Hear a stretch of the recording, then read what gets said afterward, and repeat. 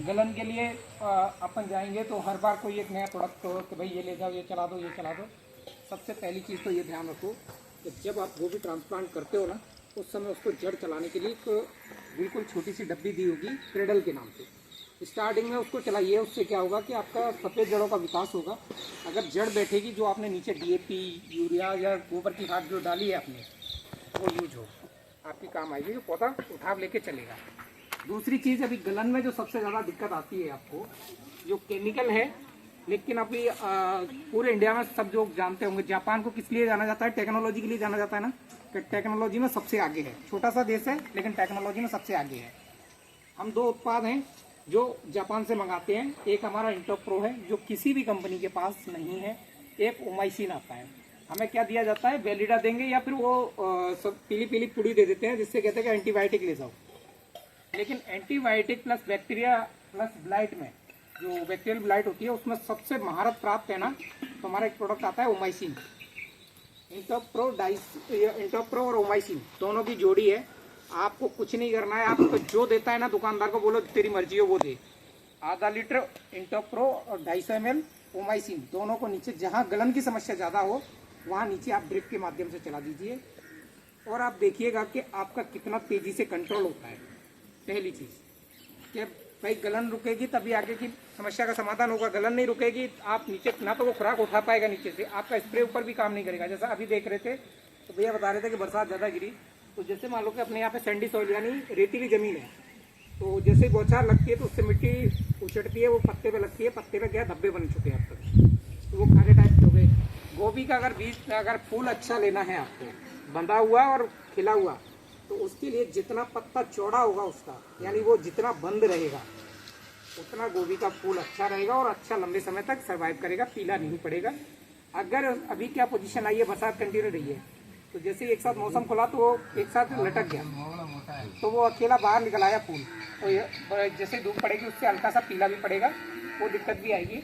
लेकिन अभी अपने को करना क्या है, जिस तरीके से आप कंटिन्यू, जैसे मान लो ज़्यादा पीला पड़ चुका है अभी तक, कुछ भी मत करिए, इसको आप 250 ग्राम भीगे का गर्म पानी में शाम के टाइम गला दीजिए अपनी बाल्टी के अंदर। ठंडे पानी में भी घुल जाता है, लेकिन अगर डबल काम कराना है ना इंजेक्ट का, इसको 250 ग्राम को आप क्या कीजिए, हल्के से गुनगुने पानी में रात को गला के छोड़ दीजिए, सुबह ड्रिप के माध्यम से चला के छोड़ दीजिए। 3 दिन में आपकी गोभी है ना एकदम जोश पकड़ के बढ़िया तरीके से आ जाएगी। ये कोई केमिकल नहीं है। मार्केट में क्या होता है कि हमें अलग अलग तरीके के खाद दिए जाते हैं, या फिर वो पाउच दिए जाते हैं कि भाई वो चला दो, ह्यूमिक एसिड चला दो। ह्यूमिक एसिड से 3 दिन उठेगा फिर बैठ जाएगा। इस पर साफ लिखा है बायोस्टिमुलेंट है, ह्यूमिक एसिड, फॉलिक एसिड और सारे माइक्रोन्यूट्रिएंट इसके अंदर हैं। तो ये क्या करेगा, आपके पौधे को ताकत प्रदान करेगा। तो जैसे ही 3 दिन में आपके पौधे को जोश मिलेगा, तो पौधा आएगा उस कंडीशन में, जो ऊपर से स्प्रे करोगे वो पत्ती को पूरी तरीके से मिलेगा। जैसे ही आप ये चला के छोड़ दो, 7-8 दिन बाद आप रिपीट में आप ये ले जा करके 1 एकड़ में 1 लीटर, यानी आपके लगभग 1.5 बीघे के अंदर आप 1 लीटर आप नेक्स्ट चला दीजिए, पौधे को पूरा पोषण ऑटोमेटिकली मिल जाएगा। लेकिन हमारे यहाँ गलती क्या करते हैं लोग कि अमूमन NPK, ज़्यादातर डिपेंडेंसी NPK पे है, और यूरिया चलाते कि भाई नमी सूख जाए। मेरी पर्सनल सलाह है, जितना मेरा वेजिटेबल का अनुभव है, कभी भी ना ड्रिप के अंदर यूरिया ना दें। आप यूरिया दोगे, यूरिया से नमी सूखती है, लेकिन फंगस इतना जल्दी से आता है कि आप उसे कंट्रोल नहीं कर सकते। उसके लिए क्या करिए, आपको यूरिया देना है, क्योंकि मैं ये नहीं कह रहा कि भाई हमने ज़मीन को नशीला बना रखा है कि भाई मेरे कहने से बंद कर दिया। यूरिया दीजिए, तो यूरिया को दीजिए आप 80% WDG सल्फर के साथ में। एक तो आपका टेम्परेचर मेंटेन होगा, और एक आपका फंगस का अटैक भी कम रुकेगा, है ना, वो उसको अटैक नहीं करेगा पौधे को। तो दोनों को मिला के दीजिए, तो जिससे क्या है, आपका लंबे समय तक पौधे को ताकत भी मिलेगा, जिसमें आपको उसको क्या मिल गया, आपका अमोनियम सल्फेट मिल गया, जो ज़रूरत है पौधे को। यूरिया के अंदर प्योर यूरिया दोगे तो नमी तो सूख जाएगी, लेकिन वो नीचे गलन स्टार्ट हो जाती है और सूख जाता है।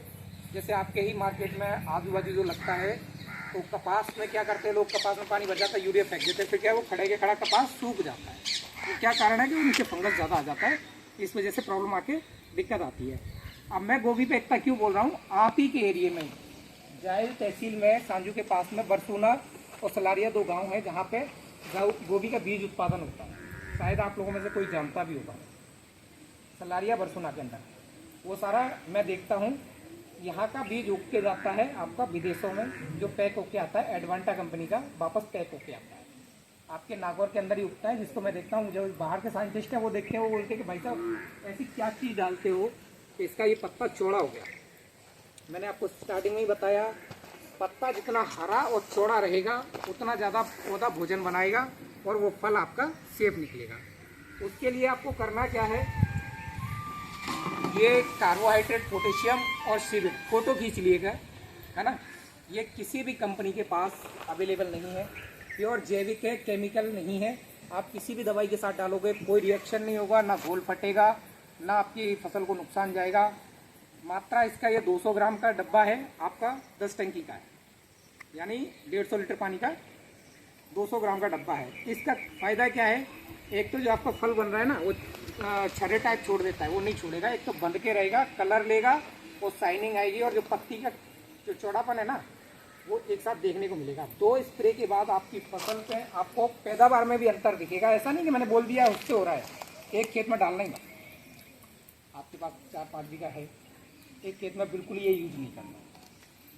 जिस खेत में डालोगे ना वो आप दो स्प्रे के बाद पैदावार में भी अंतर आ जाएगा। सबसे बड़ी चीज़ क्या है, फूल की क्वालिटी बनेगी ज़बरदस्त। जो फूल सफ़ेद आएगा और चमक आएगी, वजनदार होगा और गठीला होगा। ये इसका आप फोटो खींच के रख सकते हो।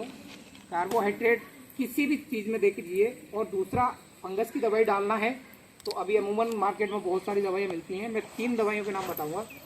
एक आपका डिलाइट हो गया, आप इंजेक्ट और एक बोरॉन, 3 आइटम डालिए। और इल्ली आ रही है तो लट के लिए दवाई वो तो मिलानी पड़ेगी, वो तो आप अमूमन समझ ही जाते हो कि लट आ रही है तो लट के लिए दवाई डालनी है। ये 4 दवाई डालिए, 2 स्प्रे लगातार कीजिए। आपके फूल की क्वालिटी और उसका शाइनिंग, चमक और पैदावार तीनों में अंतर मिलेगा। इसका फोटो खींच के भैया मेरे को ये ला के देना है। जिस खेत में 2 स्प्रे इसके निकल जाएंगे। इसका टाइमिंग फिक्स है कि आप छोटी छोटी गोटियाँ बन रही हों उसी समय इस्तेमाल करना है। ये पहले नहीं डालना है।